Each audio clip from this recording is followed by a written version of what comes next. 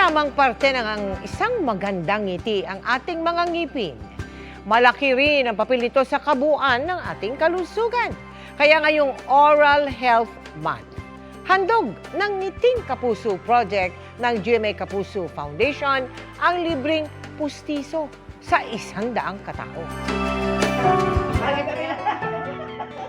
Likas na kwela at masayahin ang 44 na taong gulang na si Lizelle. Pero sa kabila ng kanyang matamis na ngiti at nakakahawang tawa, hindi niya maitago ang 4 na taon niyang problema. Ang kawalan ng mga ngipin. Hindi naman daw siya makapagpagawa ng pustiso dahil kulang ang kita niya sa paglalabada. Gusto ko pong magkatrabaho ng matino o diretsyon trabaho po para kahit papano makatulong sa mga anak ko, sa pamilya ko. Kulang po sa pang-araw-araw po talaga. Si Arnel naman nabungi matapos ma-fracture ang mukha dahil sa isang aksidente. May nakasalubong akong nakamotor din na lasing at napakabilis ng kanyang takbo. Ayun, at nabangga niya po ako. Noon pa utal-utal ako eh. Dahil nga sa nangyaring disgrasya sa akin, nawalan ako ng kumpiyansa dahil wala nga akong ngipin.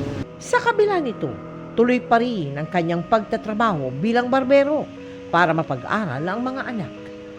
Ngayong Oral Health Month, kabilang sina Lizelle at Arnel sa 100 nakapagpagawa ng libreng pustiso sa Ngiting Kapuso Project ng GMA Kapuso Foundation, katuwang ang Centro Escolar University School of Dentistry.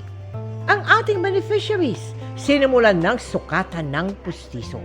Kailangan wala pong ipin ang taas at baba ng gilagid. Yung mga pasyente natin, hindi nila alam na porque wala silang nararamdaman, ay okay yung gilagid. Minsan, may mga buto na lumalaki, na magiging sagabal yun sa paggawa ng pustiso. Abangan niyo po ang Ngiting Kapuso ko sa GMA Kapuso!